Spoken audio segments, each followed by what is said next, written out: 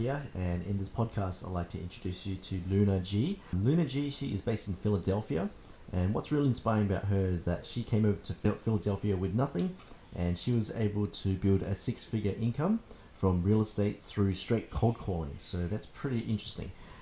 So without further ado, I'd like to introduce you to Luna G. Thanks. Well, Luna, I really appreciate your time today. It's it's an honor to interview you. I've seen your YouTube videos and what you're doing. So welcome to the show. Oh, thank you so much. Thank you for having me. No worries. Awesome. Let's have a look at your background. So I think you're originally from Shanghai and then you moved over hmm to America. Is that correct?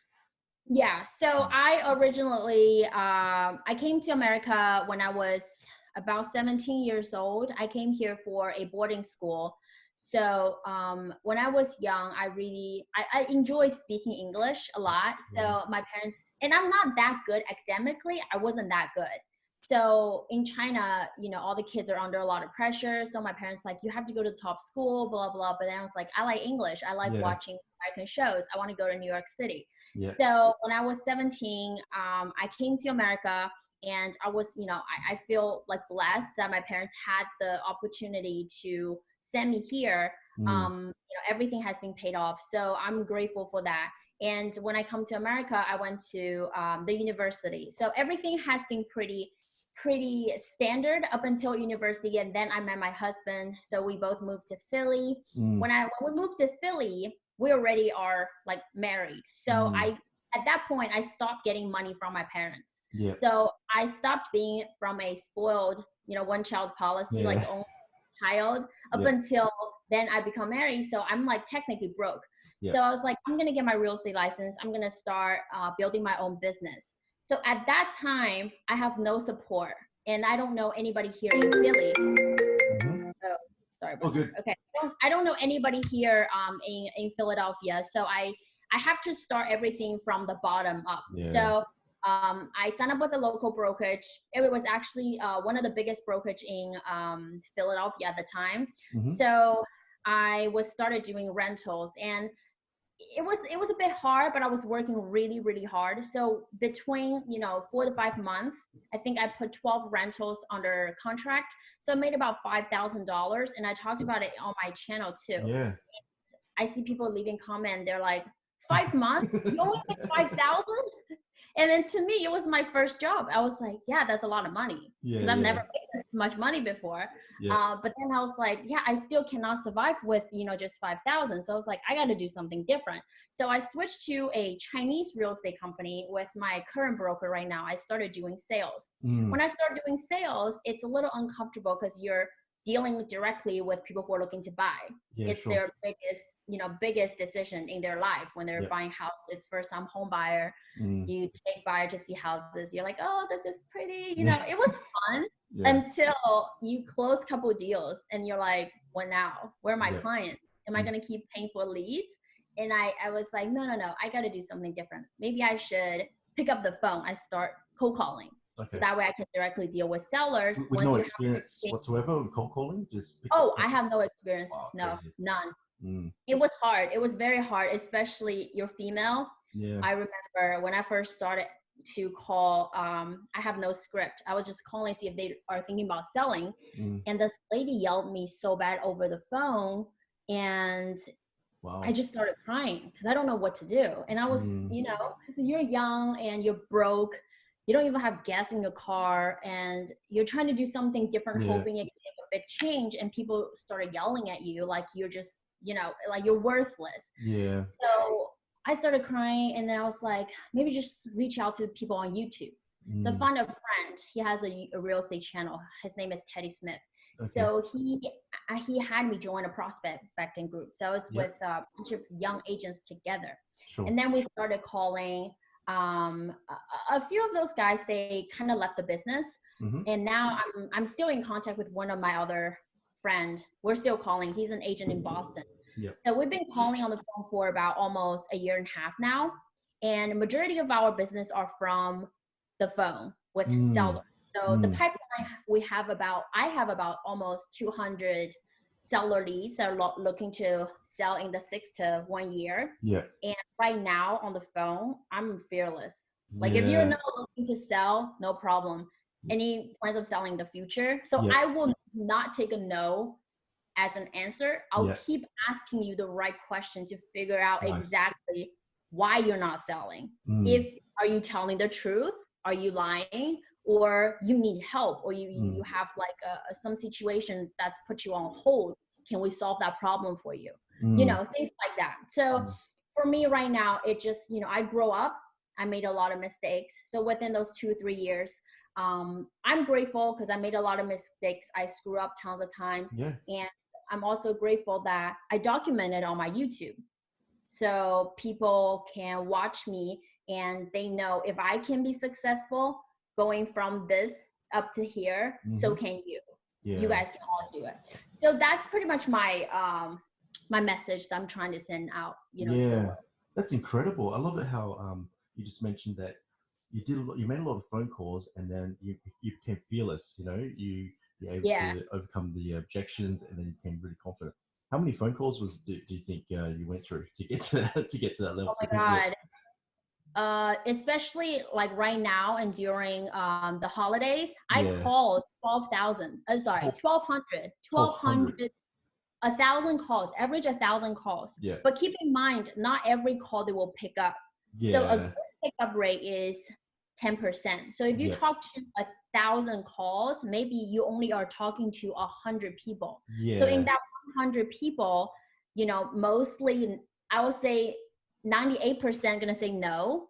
If you can get 2 maybe or 2 yes, that's a great day. Yeah, 100%. So that's kind like, if cold calling is really not easy. It's all about numbers too. A lot of rejection.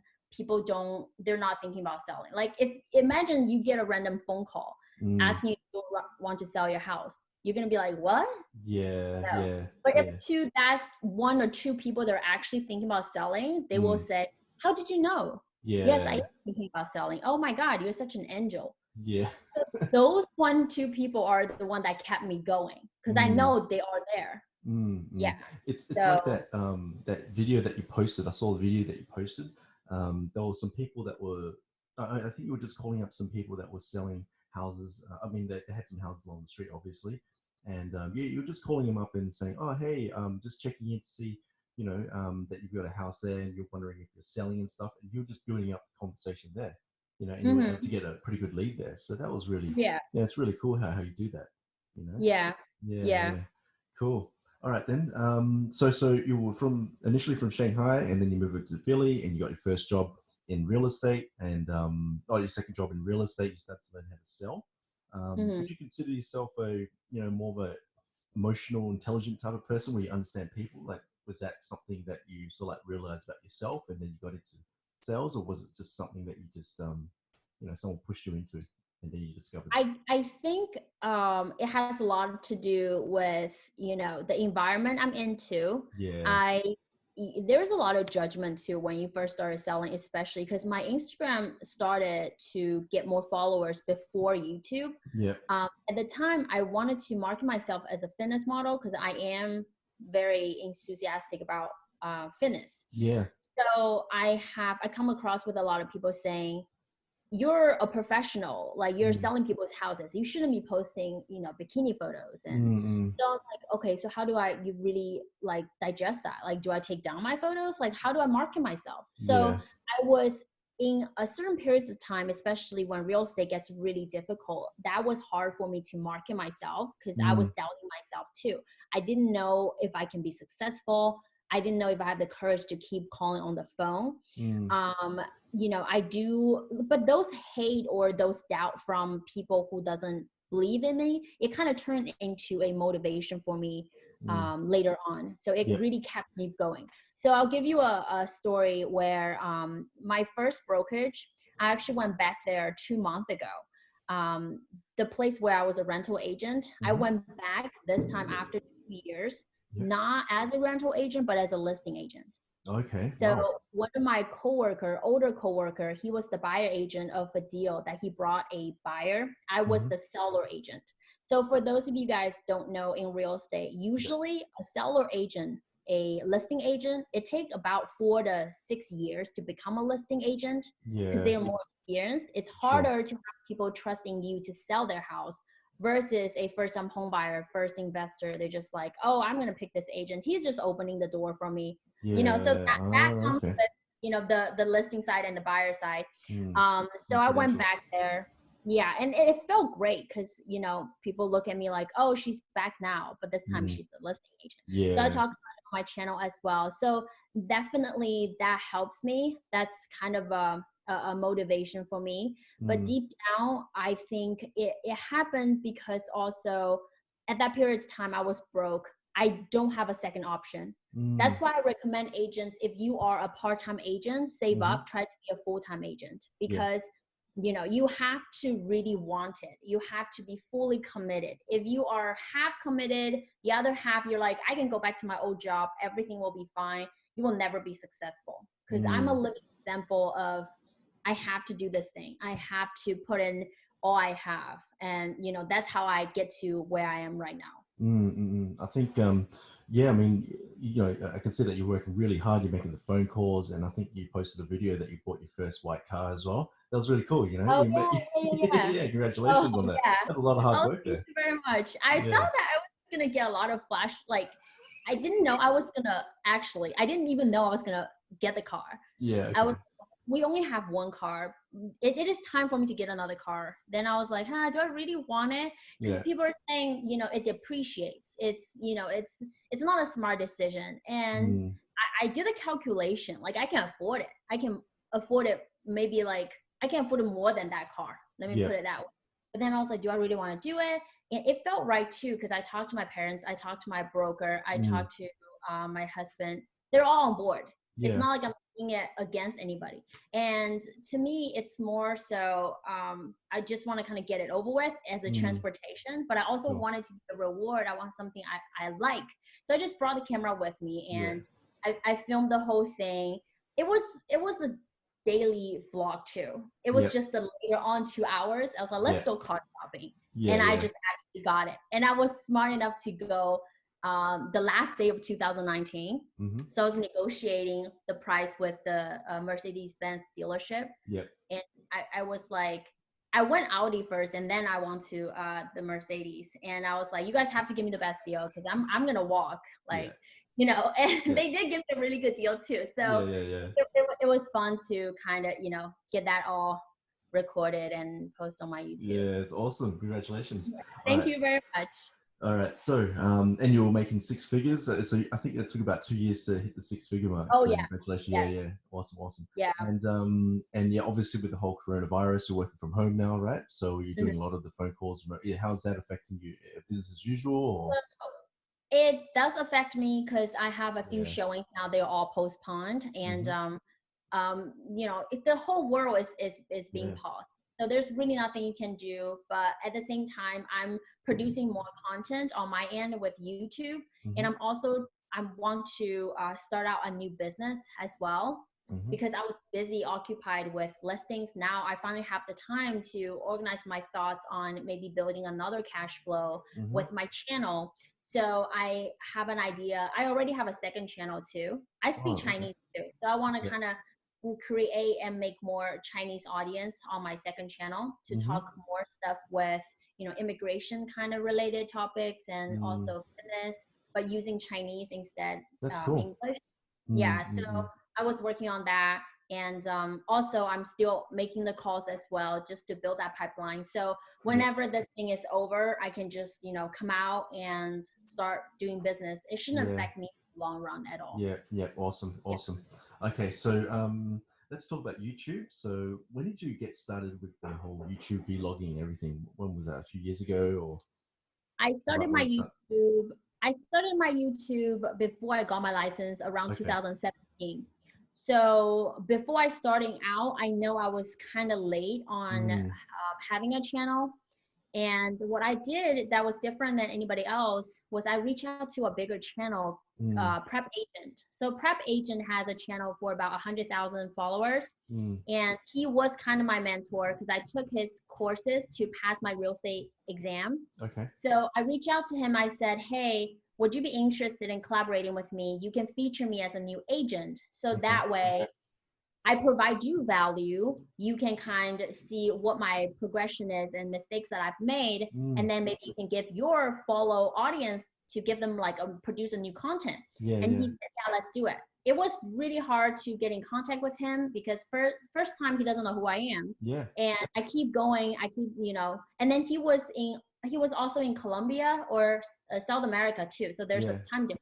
Yep, yep. And then we set that up. We did a whole series on his channel. Okay. And also when I went to work, I did a for sale by owner call. So I recorded my conversation and I didn't post on my channel because I only had less than 100 subscribers at the time.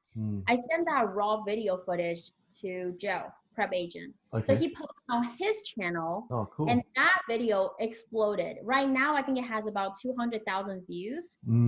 It was my actual reaction of me calling for sale by owner. Yeah. Cold call the very first time. Wow. So because of that video, it actually leads so many people that follows Joe's channel to my channel. So I think that the way how I handle it to start my channel really boost my channel up compared to other like if you just don't have anybody who help you or give you a leg up, it'll be a lot harder. Yeah. So I definitely think if you guys have a smaller channel, you're struggling of building your audience, reaching out to a bigger channel, it will definitely help you as long as you know what your value is when you propose to the other channel. Because you have to make sure it's a mutually beneficial relationship for you to, even reach out to the other channel. That's true. That's true. Yeah, I think I saw that one of you doing your first cold call.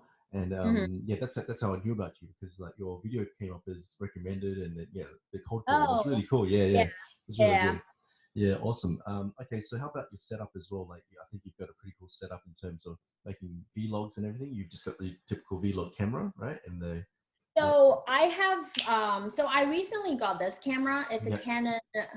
Yeah, I've got that one as well. Yeah. So the Canon G7X. I have a T5i, Canon T5i. So it's a bigger video camera, but that one is in my office. Right now I have two big lights that coming this way, but in my office I has a ring light. So I don't have any mic right now. But this camera works just fine for vlogging. My other camera works better if you are a sit down video. You just point and shoot. That works better. But I think with what like real estate channels are, it doesn't really matter with the gear. People are so stressed out about like the perfect gear. I think it's best if you just put your content out there first before you too worry about the camera. I mean, the camera does matter to a certain extent. But if you're new, just go out and do it first, even with your phone. Cool. So, nice. So you just mentioned that strategy there. Just put out content, right? Don't worry about being too perfect, right? Just keep pushing out content, then you get better eventually. Yeah. Yeah. Cool. All right then. Okay. So what about your daily routine? I'm curious. What's your typical daily routine? Do you wake up 5 o'clock in the morning? Do you meditate or books? And like, what's the typical day like for you? Okay, yeah. So a typical day without the quarantine, obviously. It's ridiculous. It's so you're out of bed. You're out of bed. You call people in your pajama. Yeah, pretty much. But if it's not right now, like a typical day, I like to work out in the morning. So I have two trainer. One, a boxing trainer. Another one is my fitness trainer. So I go to gym pretty much 5 times a week, and I do boxing 3 times a week. So usually I will do cardio and weight training in the morning with my trainer, John. We set up a time around like 8 o'clock, and then I go to the gym and I come home, shower, eat breakfast. I will be at the office by 10.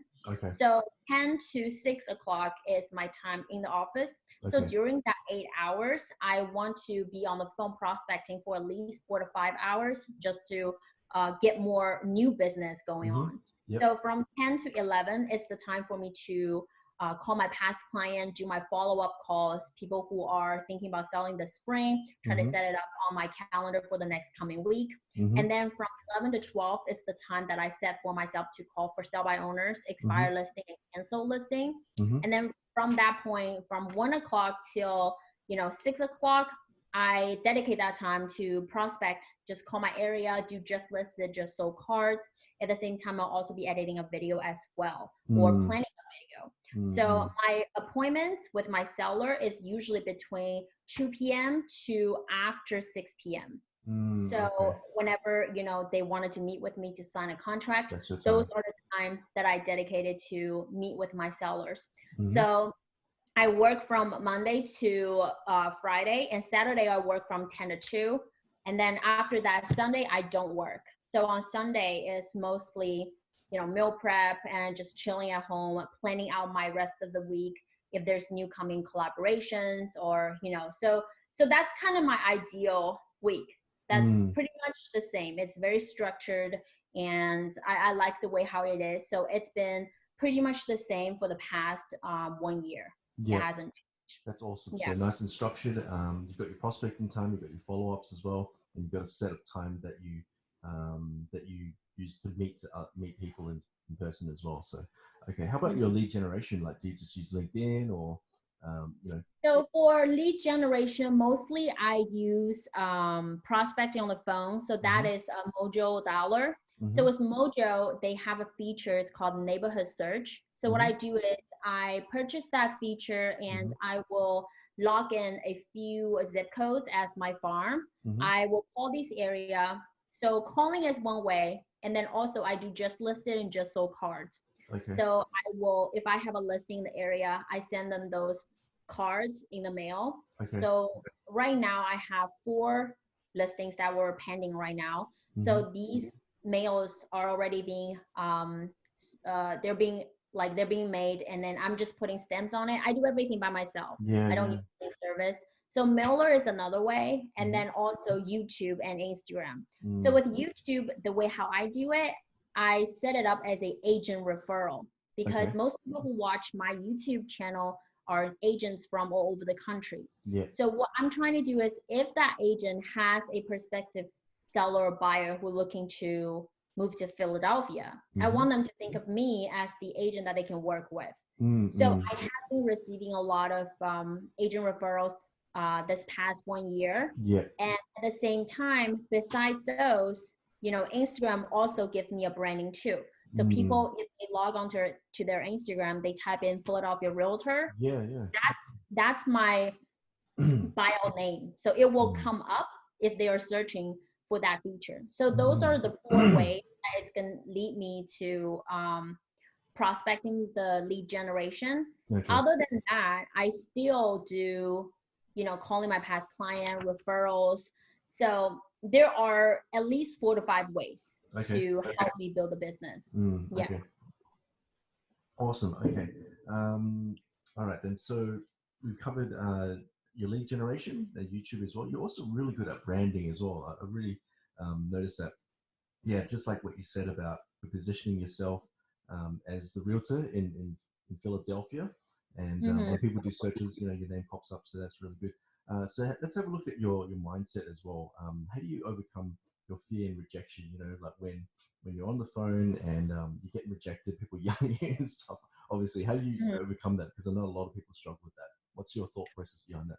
So I think if you position yourself as you are a very strong-willed person, how badly do you want it? How badly do you want to be successful?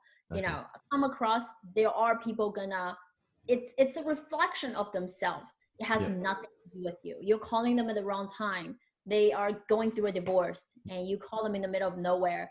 Of course they're going to be pissed. Yeah. So what I will do is I ask them one question. I said, are you thinking about selling your house? They said no. And I go ahead and say, are you thinking about selling it ever? Would there be a chance you might be thinking about selling it 3-5 years down the road? Very clear, very correct. Yeah. Right. And then I either trash this lead, or I can put note on it. I won't call them in the next 3 or 5 years. Yeah. If they become nasty, I don't really show any feelings. I don't argue with them. I kind of just put them in a dead lead, like a dead folder. Yeah. I talk to them again. Yeah. That's how I deal with it. I mean, it's really fine. Like if you think about it a different way, you will feel a lot better. Cool. Awesome. Okay, so how about the books and everything? Like, what type of books or courses or anything that you recommend that's really helped you? So with books, I read Rich Dad Poor Dad. Yep, Um, and what else? I watch a lot of YouTube channels too. yep, So, the Graham Stephan show. I mm, like Graham. Meet Kevin. yep, He teaches you a lot of things about investment. mm-hmm. I also liked what's Valuetainment. Oh, yep, Patrick Patrick Bet David, David. yep, mm, Yeah. I listened to his podcast. I also listened to Dave Ramsey. mm-hmm. The Money, he yeah, yeah, yeah, to save yeah, money. So those are the people that I follow. Yeah, and then I also, people are saying that you're the average of 5 people that you spend the most time with. mm-hmm. So I have 2 mentor and my broker. They're all really successful. So I Mm, like to make myself, be associated with people who are really good at what they do on mm, like 10, 20x level of where I am right now, yeah, yeah, just so I can position myself as this is where I want to be in 5 years, or this is mm, who I want to be in 10 years. So those are the things that I'm also are doing. And then also with collaboration, I'm yep, always welcome to collaborate with people who are also very talented in their area, just so mm, we can communicate and also learn from each other. yep, You yep, know? definitely, Yeah. So definitely. what do you do? Because Me? Yeah, yeah. yeah. I've got my own design company, web design company. I get clients, and Mhm. yeah, I've been doing it for quite some time, 10, 15 years, and yeah, Wow. it's all tech, and obviously I'm doing Yeah. podcasts, and yeah, So how long is the podcast? Like how long has that been going on? yeah, I've been doing it for about how long is that? 3, 4 years, I think. Oh And wow. yeah, yeah, Okay. yeah. Yeah. So I didn't really crank it up until I think it was early last year, and Uh-huh. yeah, I was able to interview Grant Cardone, and then I was able to get all these pretty cool guests on my show, and then I Yeah. decided I'm going to start like cranking this up and just do more podcasts because I love doing it. I love Awesome. meeting people and learning Of things. So course. yeah, Yeah. yeah, yeah, yeah. It's pretty Yeah. cool. Great Cool. that So you're doing that. yeah, That's awesome. I'm really glad that you reached out. yeah, yeah, yeah. No worries. Cool. All right then. So I got another question. Let's say that you'll go into a time machine and you'll talk to push a button, talk to your younger self. All right. What Mm. would you say to your younger self? That's an interesting question. What would I say to my younger Hmm. self? I would tell myself not to care so much what people think about me. Hmm. I would tell myself not to spend so much money and really save all the money that I have and, invest. Because when I was younger, maybe because I was a only child, I find myself interacting with the wrong group in college. Hmm. All these girls, they care so much about bags, cars, you know, and now think about who I'm associating myself with. They're all like 40, 50 years old. So Hmm. it's very different. I want myself to really see it through and just kind of, plan everything out and know what's important for me, what can benefit me in the future.